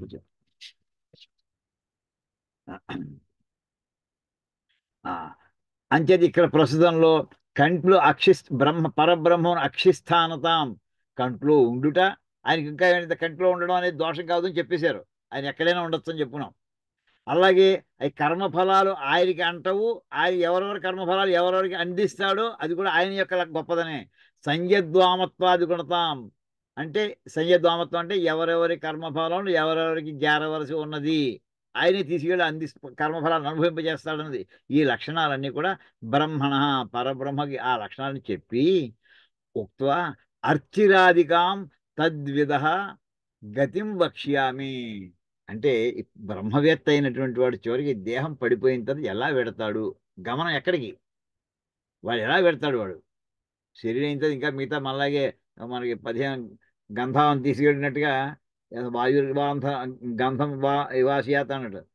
అక్కడ అంటే వాయువు ఎలా అయితే గంధాన్ని ఒక దేశం నుంచి ఇంకో దేశానికి మామూలుగా ఒక జలాశయం ఉంటే ఆ జలాశయం నుంచి వెళ్ళే వాయువు అక్కడ ఉండేటువంటి వాసన ముందరకు తీసుకెడుతుంది. అలాగే ఓ జన్మ వదిలేసి ఇంకో జన్మలో వెళుతుంది. వాడి పాప జన్మ సంస్కారాల యొక్క అవన్నీ కూడా నెక్స్ట్ జన్మకి క్యారీ ఫార్వర్డ్ అవుతాయని చెప్పుకున్నాం. కానీ ఇక్కడ ఈ బ్రహ్మవేత్త అయినటువంటి వాడి కంట్లో ఉండేటటువంటి వాడు కంట్లో ఉన్నటువంటి పరమాత్మే అని ఎవరికైతే తెలుస్తుందో వాడి గమనం మిగతా వాళ్ళ లాంటి గమనం కాదుటండి. అర్చిరాధికం తద్విధ గతిని వక్ష్యామి అంటే ఇది తెలిసినటువంటి వాడికి అర్చిరాధికం అంటే సూర్యగోళంలో సూర్యుడిని భేదించుకుని వెళ్ళడాన్ని అర్చిరాది గమనం అంటారండి. వాడు పరబ్రహ్మంలో కలిసిపోతాడు వాడు. అది పెడతా అని చెప్తా అని చెప్పి వక్ష్యామి ఇది ఉపక్రమతే, అది చెప్తాను నీకు అని చెప్పి తర్వాత వాక్యం అందుకుంటున్నారండి. యహ ఏషోక్షిణి పురుష దృశ్యతే, యహ ఏష అక్షిణి పురుష దృశ్యతే ఏష ఆత్మ ఇది హోవాచ అని దీనికి అది ఎలా పెడతాడో, బ్రహ్మవేత్త అయినటువంటి వాడు శరీరం వదిలిపెట్టేసింది ఆ జీవుడు ఎలా పెడతాడో ఆ విషయం సూర్యమండలంలోకి వెళ్ళే గమన పద్ధతి ఏదైతే ఉందో అది చెప్తాను అంటూ ఇక్కడ అక్షిణి పురుష ఏష అక్షిణి పురుషితే కంట్లో కనిపించేటటువంటి వాడు ఏష ఆత్మ, దాని పేరే ఆత్మయ, అదే పరమాత్మయ. ఇది హోవాచ అని చెప్పాడు. ఇది అని చెప్పి ఈవేళ పాఠం ఇక్కడ ఆపుకుందామండి. ఓం కాయేన వాచ మనసేంద్రియైర్వా బుద్ధ్యాత్మనా వా ప్రకృతి స్వభావాత్ కరోమి యద్యత్ సకలం పరస్మై నారాయణాయేతి సమర్పయామి. హరి ఓం తత్సత్. బ్రహ్మార్పణమస్తు. శ్రీ సీతారామార్పణమస్తు. ఓం తత్సత్.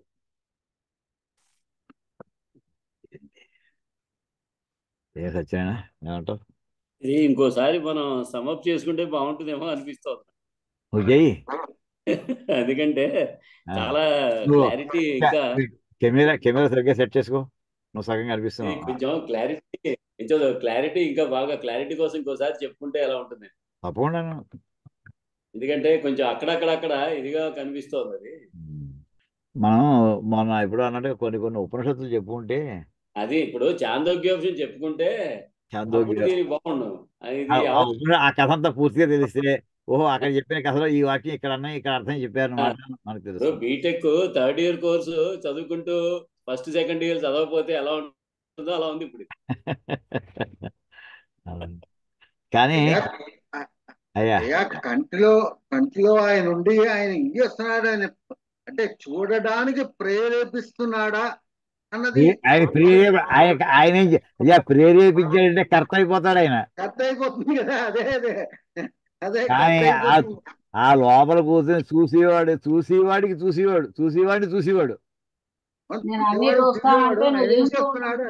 ఆయన చూడడం మానేసి వీడు చూడలేడు. కంటూ కూర్చున్నాడు, ఎవడు చూడలేడు. కంటూ ఇద్దరున్నారు, జీవుడు ఉన్నాడు, పరబ్రహ్మ ఉన్నాడండి. నువ్వు చేస్తూ ఉండి నేను చూస్తాను అంటున్నాడు. అది అక్కడ రెండు పక్షులు ఉన్నాయి. ఆ పక్షి ఏమో కర్మఫలాన్ని చూస్తూ ఉంటుంది, తింటూ ఉంటుంది. రెండోదేమో దాన్ని చూడడమే దీని పని. నేను అబ్జర్వర్ అంతే. అబ్జర్వర్ వాడి మొహం పెట్టి చూస్తూ ఉంటుంది కదా ఏం చేస్తున్నావు అని. అంతే. చేసిన పనులన్నిటి కూడా నీ కర్మఫలం ఇచ్చేసావు కదా, దీన్ని అనుభవించు. ఇచ్చేసావు కదా, ఈ ఫలం అనుభవించు. అంటే మన వెనకాల అష్టపదిలో మనకి అష్టావధానం అవుతుంటే ఒకడు పక్కన ఉంటాడండి. వాడు ఏం చేయాలి లిస్టులో వస్తూ ఉంటాడు, ఏ పద్యం ఎంతవరకు అయిందని అలా కూర్చుని ఉంటాడు అక్కడ. ఇది ఒక్కసారి చదివితే మనకి బోధపడిపోతే ప్రపంచం అంతా ఈ పాటికి అంతా బ్రహ్మమయం అయిపోవద్దు, బ్రహ్మవేత్తల మయం అయిపోవాలి. ఒకసారి కాదు 100 సార్లు చదివినా అనుభూతిలోకి వెళ్ళలేదాకా చదవాలి. ఒకసారి కాదు, 2 సార్లు కాదు, ఆ అనుభూతిలోకి రావాలి. అయితే మనం ఏంటంటే గ్రంథమైనా కనీసం ఒకసారైనా పారాయణ చేద్దాం. అసలు ఎంతవరకు పెడితే ఎంతవరకు వెళ్ళేది అంతవరకు మనం ఈ ప్రయత్నం మనం ప్రారంభించాం. ఇదే అనుగ్రహంతో ఇది జరుగుతుంది. ఇది కూడా అసంభవం. లేకపోతే ఇంతమంది రాలేరు, కూర్చోలేరు, చెప్పలేరు, సాధ్యం కాదు. ఈ మాటల దగ్గర రానే అవుతుంది. అదే ఇందాక చెప్పా, తామరాకు మీద నీటి బొట్టు దూరంగా వెళ్ళిపోయినట్టుగా మన మార్గం ఇలా వచ్చేది కదా, ఇంకో చోట పోయేది. ఈ కొంచెం మ్యాట్నీకి పోదాం, ఇంకో చోట ఎక్కడ పోదాం, అలా ఉండేది అంతే. అందుకే బస్ ఎక్కేసాం. కరెక్ట్ అమ్మా. ఫ్రీ బస్ వినగలిగిన భాగ్యం దొరికిందండి. అంతే కదమ్మా, ఫ్రీ బస్ అందరికీనండి. కాంగ్రెస్ గవర్నమెంట్. నమస్కారం గురువు గారు. నమస్కారం అమ్మా. నమస్కారం, ధన్యవాదాలు. అయ్యా రాధాకృష్ణ గారు ఉన్నారా? ఉన్నానండి. వింటున్నారా? అయ్యా ఒక్క మాట చెప్పండి. వీడియో కూడా ఆన్ చేయండి. ముఖారవిందం చూద్దాం, ఏం పర్వాలేదు. ప్రతధ్వనికరణంలో ప్రాణం బ్రహ్మం కాదు అని తేల్చాం. ఏదండి? ఇంతకు ముందు బ్రహ్మసూత్రాల్లో ప్రతధ్వనాధికరణంలో ప్రాణము బ్రహ్మము కాదు. అక్కడ అది మీరు జనరలైజ్ చేయకండి, గుర్తెట్టుకోండి. అక్కడ ఇది ఆ వాక్యంలో అర్థం ఏమిటి? అది మీమాంస.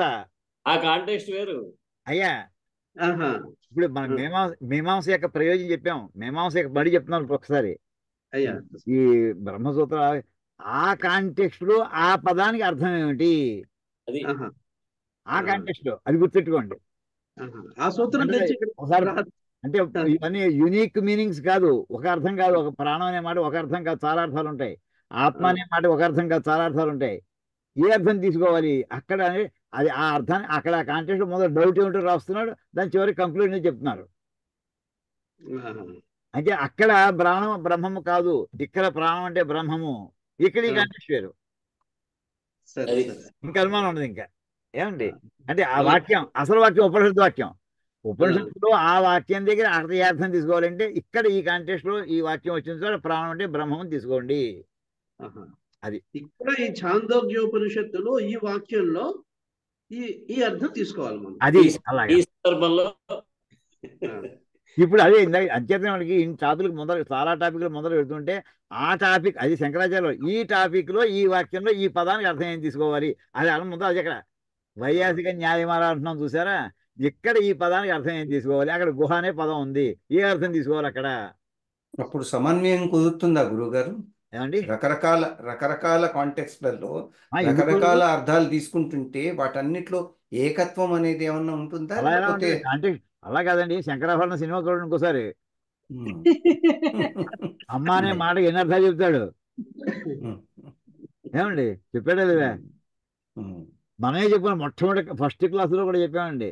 నేను అనేది ఎన్ని రకాలుగా మనం వాడుతూ ఉంటాం. 32 రకాలు చెప్పాము వేళ. 32 రకాలు నేను అనే కాంటెక్స్ట్ లో మనం పదాలు వాడతామని చెప్పాను. నేను అనే మాటని ఏకత్వం కుదురుతుందా కుదరట్లేదంటే కాంటెక్స్ట్ బట్టి అంతే. కానీ అది భిన్నత్వాన్ని సూచిస్తుంది కదా. అదే అర్థం, అదే నానార్థాలు అంచేతనే దేనికి దానికి మరి అంతే దీంట్లో ఈ ఏకత్వం కాంటెక్స్ట్ ఎక్కడ? అంతే ఇక్కడ ఈ కాంటెక్స్ట్ లో అర్థం ఏంటి అని తీసుకోవాలి అంతే. ఎప్పుడైనా సరే ఒక పదానికి నానార్థాలు ఉన్నప్పుడు చాలా అర్థాలు ఉన్నప్పుడు ఈ కాంటెక్స్ట్ ఇచ్చిన వాక్యంలో ఈ కాంటెక్స్ట్ లో ఏ అర్థం తీసుకోవాలి. అది అందుకోసం బ్రహ్మసూత్రాల భాష్యం రావాల్సి వచ్చింది. శంకరాచార్యులు మొట్టమొదటి చెప్పారు ఆయన. మీరు పురిటి గారి ఎగ్జాంపుల్ ఒకటి చెప్పారు కదా. ఇప్పుడు ఉదాహరణకి ఇవి చూడండి, అది చెప్పండి. చిన్న ఉదాహరణ చెప్తాను. పుణ్యావచనం చేసేప్పుడు అండి మొట్టమొదటి చాలాసార్లు చెప్పాను, మళ్ళీ ఒకసారి చెప్పుకుంటాం. అక్కడ ఏంటంటే అరిష్టంచ అక్షయంచ మొట్టమొదటి రెండో మాటే నీకు అరిష్టము శాశ్వతంగా అరిష్టం అక్షయంగా అవుతాక అంటాడండి. ఎవడైనా తట్టుకుంటాడండి. అరిష్టం శాశ్వతంగా నీవు ఉండేటట్టు కొడతాడు ముందు బ్రహ్మ అర్థం తెలిసినట్టు బ్రహ్మగారిని పట్టు కొట్టేసి పంపించేస్తారు. అక్కడ నువ్వు అక్కలేదు, నీ పుణ్యావచనం అక్కలేదు అంటారు. ఏమండి ఇక్కడ అక్కడ అరిష్టం అంటే ఏం చెప్పారు? అరిష్టం అనే మాటకి పూరిటి గది అని అర్థం చెప్పారు. పూరిటి గది అంటే అర్థం ఏంటంటే కంటిన్యూస్ గా మీ వంశంలో ఒకళ్ళ తర్వాత ఒకళ్ళు అలా పుడుతూనే ఉండిగాక వంశాభివృద్ధి అని అర్థం అక్కడ. అంటే నీ వంశాభివృద్ధి అక్షయంగా అవుగానే అక్కడ అర్థం తీసుకోవాలి. అరిష్టం తీసుకో. అదొకటే అరిష్టంగా. అదే రకంగా ఇప్పుడు హనుమంతుడికి సుందరకాండలో కూడా ఉంది. సుందరకాండలో మొట్టమొదటి సర్గంలోనే ఈ దేవత అంత సంతోషం నీకు అరిష్టం అవుగాక అన్నారండి వీళ్ళందరూ కలిసి. ఆఖరిని ఆ వాక్యం పుస్తకం పక్కన ఇప్పుడు ఆ వాక్యం వినిపిస్తాను చూడండి. మనకి మొట్టమొదటి సర్గలోనే 180వ శ్లోకం దగ్గర ఇక్కడ సుమారుగా.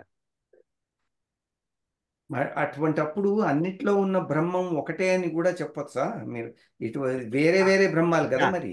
ఆ మాట అంటే మీ విషంలో ఉన్న బ్రహ్మము ఒకటే, అమృతంలో ఉన్న బ్రహ్మము ఒకటే. మరి ఆ కాంటెస్ట్ ప్రకారం మారదా గురుగారు? దానికి మీకు గుణం వచ్చింది, అది సగుణం అయింది. ఆ గుణం అక్కడ ఏంటంటే అది ప్రాణాలు తీసేది, ఇక్కడేమో ప్రాణాలు పోసేది. దానికి ఏం సంబంధం లేదు. అది ఉంది లేదా ఉంది అంతే, అనుమానం లేదండి. చదివేస్తే ఉన్నమతి పోయినట్టు ఇప్పుడు కన్ఫ్యూజన్ ఎక్కువైంది గురుగారు. అలా ఇంక చూడండి ఇక్కడ అందుకే భాస్ గారు బ్రహ్మసూత్రాలు చదవండి. అందుచేతే ఒకసారి కాదు మళ్ళీ మళ్ళీ చదవండి, మళ్ళీ మళ్ళీ చదవండి. మళ్ళీ చదవండి. ఇదివరకు ఆ వేళ ఏదో బ్రీఫింగ్ ఇచ్చేసారు మొత్తం ఉపనిషత్తులు కొంత. ఇప్పుడు ఇందాక ఆయన అడిగారు కదా, ఇప్పుడు ఈ అధికారాన్ని మీరు మళ్ళీ నెక్స్ట్ టైం ఎప్పుడు టైం ఇచ్చారు మళ్ళీ ఈ అధికారాన్ని స్పెషలైజ్ చేయండి. హనుమంతుడి వినండి శ్లోకం. మొదటి సరుకులో 200 శ్లోకం అండి.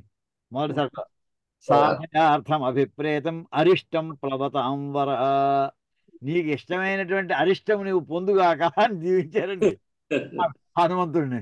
అంటే అరిష్టం అంటే ఏంటంటే శుభము అని అర్థం. చివరికి నీకు ఇష్టమైనటువంటి శుభాలన్నీ పొందాయి అంటే ఇక్కడ శుభం ఏంటి? సీతాదేవిని చూపించడానికి పని జరుగుగాక. మీ వదిన గారు ఏదో అంటోంది ఇక్కడ. ఇక్కడ అది ఎప్పుడు విన్నప్పుడు బాగుండదు. ఆహా, అరిష్టానికి అలా ఎలా చెప్తున్నావు అని.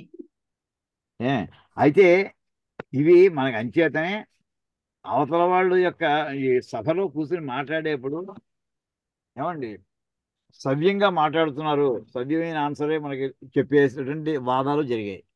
వాడేదో అవతలాన్ని ఇన్సల్ట్ చేయడానికి వచ్చాడు అనుకోండి. ఉదాహరణకి కృష్ణదేవరాయ సభలో ఎవడో బయట పండితులు వచ్చి నాకు నేను సహా చదువుకొచ్చాను మీ దాంట్లో నాతో పోటీ పడేవాడు ఎవడో అన్నానుకోండి, ఓ తెనాలి రామకృష్ణ లేస్తాడు. లేచి వాడికి అతనికి అదే భాషలో అలాంటి వాడికి అలాగే చెప్పాలి, లేకపోతే వెళ్ళరు. ఏది ఇచ్చినా రాస్తాడు వాళ్ళకయ్యా పుర్రపట్ట బావా అన్నాడు, ఎలా రాస్తాడు? కొన్ని శబ్దాలు ఇందాక చెప్పానండి, శబ్దాలు మన అక్షరాలు ప్రపంచంలో ఉన్నటువంటి అన్ని రకాల సౌండ్స్కి అక్షరాలు లేవండి. కొన్ని రకాల సంస్కృతంలో ఉన్నాయి. సౌండ్స్నే ఫిల్టర్ చేసి తీసుకున్నారు.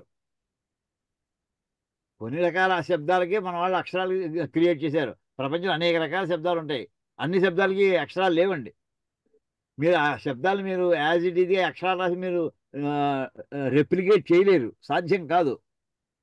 ఏవైతే మంత్రపూతం అయ్యాయో, ఏవి మంత్రాలు సూచిస్తూ ఉంటాయో ఆ అక్షరాలు మాత్రమే మన వాళ్ళు గ్రహించారు. వాటికే అక్షర ప్రతిపత్తి ఇచ్చారు. అచ్చులు హల్లులు పెట్టారు. అనేక రకాల శబ్దాలు ఉంటాయి. రకరకాల జంతువులు, రకరకాల పక్షులు, రకరకాల అరుపులు చేస్తూ ఉంటాయి. అన్నిటికీ ఇందులో ఉంటాయని అనుకోకండి, ఉండవు. మనం ఇమిటేట్ చేస్తాం అంతే కొంతవరకు. మిగతా ఇంపేస్తాం. భాష రాసి అక్షరాల ద్వారా శబ్దాలన్నింటినీ సృష్టించలేరు మీరు. ఏవి మంత్రాలో ఆ మంత్రాన్ని ఉపయోగించి అక్షరాలు మాత్రమే తీసుకున్నారండి. అలాగా అది ఎందుకు అనుమానం అక్కర్లేదండి. కన్ఫ్యూజన్ లేదు భరత్ గారు, మీకు కన్ఫ్యూజన్ అండి ఇప్పుడు వస్తుంది. ఏముండదు. అలాగే ఓకే, మళ్ళీ కలుద్దామండి. అందరికి ధన్యవాదాలు, నమస్కారాలండి. ఉందాం. నమస్కారం ధన్యవాదాలు గురుగారు. గురుగారు.